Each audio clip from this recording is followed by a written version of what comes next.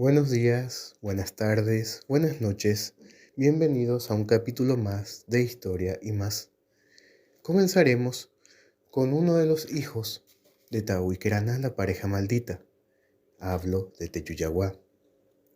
Ancho el río cabrilea conturbado por la brisa, y en él la forma indecisa de un monstruo se balancea verdoso, enorme voltea el cuerpo, se hunde, se oculta, resurge en el líquido, abulta, borbollando por sí mismo. Y de nuevo en el abismo el chato lomo sepulta. El libro El Yaguarón es un fragmento. Rafael Obligado, 1905. Teyuyagua, que nació monstruo debido a la maldición lanzada por Arazú contra Taú por haber raptado a Kerana, es descendencia será siempre deforme y monstruosa. Teyuyagua es el primer hijo, maldito de Taú, descrito como un enorme lagarto con 7 cabezas de perro cuyos ojos lanzan llamaradas. Su descripción se asemeja a la legendaria Hidra de Lerna de la mitología griega. Sus 7 cabezas de perro dificultaban cualquier tipo de movimiento, eso es lo que se dice. En algunas versiones, solo tiene una enorme cabeza de perro y tenía una escasa capacidad de moverse. Su aspecto era el más horroroso de los 7 hermanos. Sin embargo, su ferocidad fue aniquilada por el deseo de Tupá. Era dócil e inofensivo, es lo que se dice. Aún así, era temido por su mirada fulgurante. Su fuerza y poder era tan grande que tenía que ser calmado de alguna manera. Entonces, su hermano Yacilla Tere es quien lo alimentaba y quien lo llevaba al lago a bañarse. O le traía fruta, o le traía miel, o como en otras vertientes, le traía personas las que él secuestraba para dárselas de comer a él, por ser un ser carnívoro. Existen algunas historias sobre este ser, una de las cuales en el pueblo jesuita de Santo Tomé, en lo que está en la ribera del río Uruguay, cuentan que su sacristán había encontrado una viborita.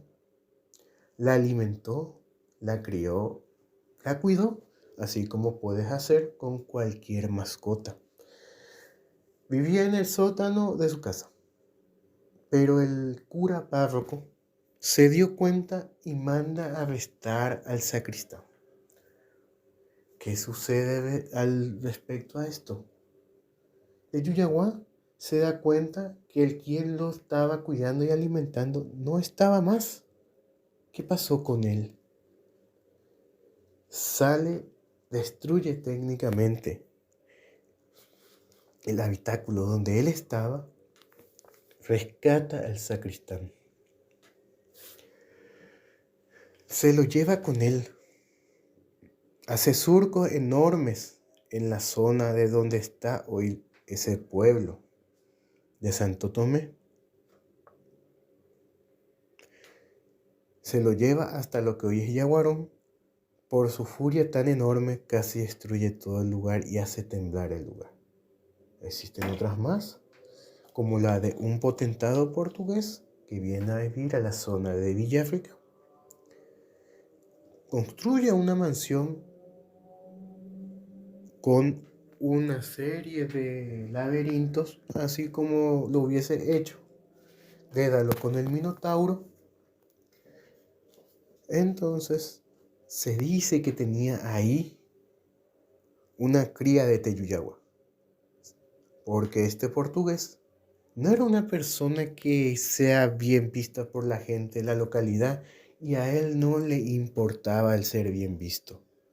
Se había casado con una mujer de la zona, se puso a vivir ahí, y se decía, según los vecinos, de que él alimentaba, o sea, hay un término que se dice cebar, al Teyuyagua para utilizarlo en algún maléfico plan, en algún momento.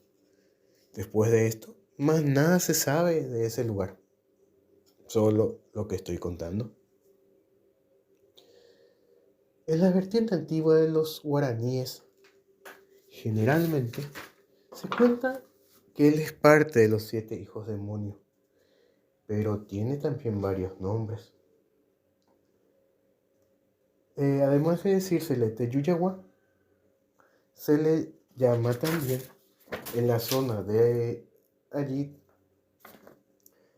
se le llama Yaguarú, también se le llama Yaguarón, por eso el nombre del cerro.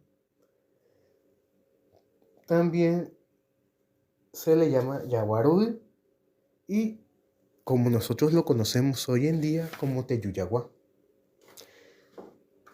Cuando te dicen Yaguarori es generalmente un lagarto del mismo tipo que el Teyuyagua, pero el Teyurobi es el monstruo que debe bajar del cielo a hacernos rendir cuentas cuando venga el fin del mundo. Y también está que brillan diferentes colores, cada cabeza tiene un color diferente, así como el arco iris. También para los guaraníes, remontándome a su pasado antes de la llegada española, contaban de que después de tantas maldades esparcidas en el mundo por los hijos de Tau y Queraná, Arandotumé o Paizumé, como también se lo conoce, o Tau Arandú, manda juntar a las personas, al poblado. Deben hacer algo contra los hijos de Tau y Queraná. Se arman, pero es difícil pelear con estos demonios. Entonces se ofrece una doncella guaraní de nombre Porasí, que es, además de conocida por su gran belleza e inteligencia, por su gran fuerza. Cada tanto tiempo debía ofrecerse algún sacrificio a los hijos demonios. Ella se ofrece y urden un plan. Ella engaña a Moñay. Se ofrece como sacrificio. Inclusive se deja llevar a la cueva de Yuyagua y baila enfrente a ellos, los emborracha con chicha y espera el momento indicado para dar la señal al poblado y que ellos maten a los hijos demonios. Cumple su cometido, engaña a Moñay, se ofrece en sacrificio, baila frente a ellos, así como Salomé lo hace para acabar con el enemigo. Da la señal, queman el lugar hasta con Porasí dentro, lo tapan por 7 días con sus noches, arde ese lugar. Los cuerpos monstruosos de los 7 demonios, hijos de Tau y Queraná, se consumen y se limpian, para luego ascender y formar lo que hoy en día conocemos como las 7 cabrillas en esta zona, o también conocida como las Pléyades. Hay otra versión, más científica, en el cual una universidad inglesa, Birmingham, con ayuda de universidades brasileñas, encuentran un fósil de posiblemente un lagarto gigante de más o menos 2.5 metros, al que ellos bautizan Jaguar paradox. Es carnívoro, pero hay cosas extrañas en este animal. Tiene una cabeza con forma de perro, cuerpo de lagarto. Su alimentación es como la de un saurio, carnívoro. Posiblemente cazaba cerca de los ríos o lagunas.